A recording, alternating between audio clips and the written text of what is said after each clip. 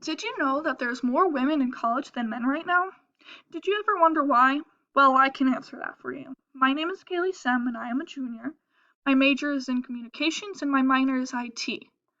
The article I'm sharing with you today is A Generation of American Men Give Up on College. I Just Feel Lost by Douglas Belkin. This was published by the Wall Street Journal and was published September 6, 2021.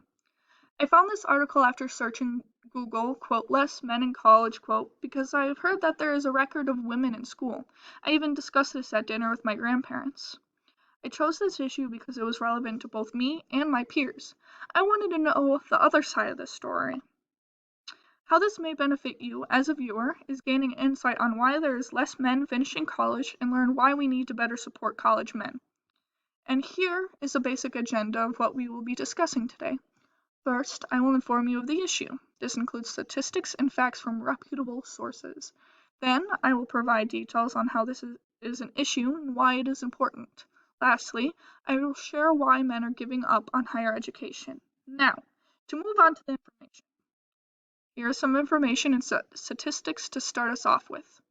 At the close of the 2020 to 21 academic year, women made up 59.5% of college students and men 40.5%, according to data from the National Student Clearinghouse. Also, U.S. colleges and universities saw 1.5 million fewer students, men accounting for 71% of this decline. That's insane.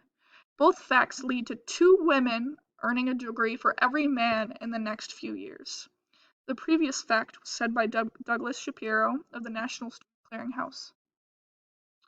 Some more information includes the fact that white men no longer hold a statistical edge in enrollment rates, as said by Mr. Mortensen of the Pell Institute, and enrollment rates of poor and working class white men are lower than those of Black, Latino, and Asian men from the same economic background.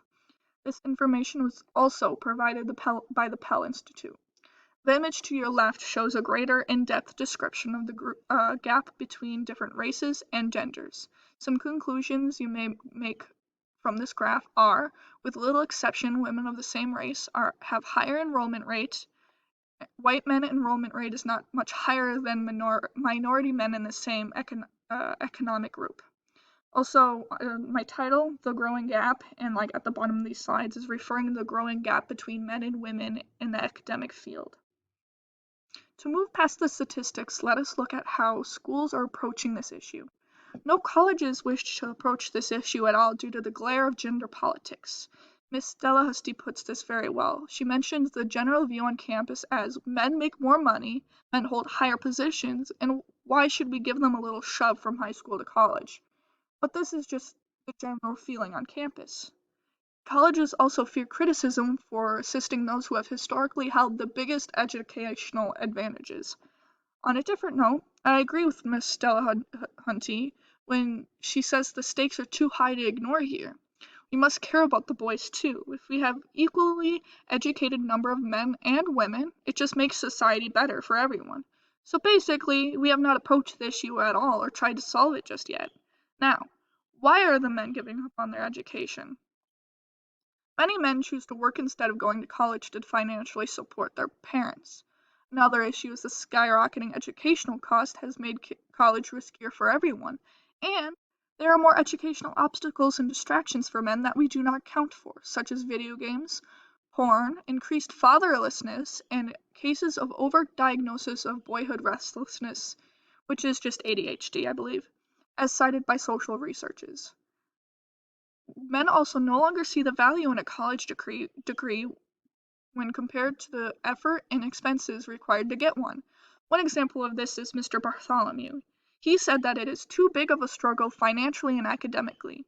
There's also the growing belief that college will not pay off in the long run, and growing beliefs in anti-intellectualism, which is hostility to and mistrust of intellectuals and intellectualism.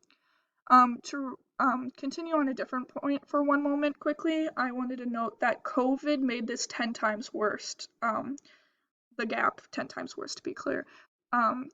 Family finances, for example, people were getting unemployed and stuff like that, so the men needed to step up and help their families financially, and then online schooling, like just virtual schooling, made it very difficult for some people. So a lot of men dropped out during that time frame. They couldn't excuse how much they were paying for the value that they were getting out of online schooling, which I understand. Moving on to my opinion and closing thoughts about this article story, the article really reinforced my belief that we do not guide or support our boys enough, especially white men. They are expected to just pull themselves up by their bootstraps completely alone. Young white men are falling through the cracks, and no one deserves that. The most important takeaway is that Miss Delahunty said, society is better if men and women are equally educated. Another takeaway could be is men need more support in college. And lastly, just acknowledging the issue is important and groundbreaking. It's more than the colleges are doing. And I will say it again, our boys need help and support. And here are the links to my resources. So the first one is the Wall Street Journal link. But if you don't have the subscription, the second one is the PDF, so you can view it for free. And all the images I used are from the article itself. And lastly, thank you so much for listening.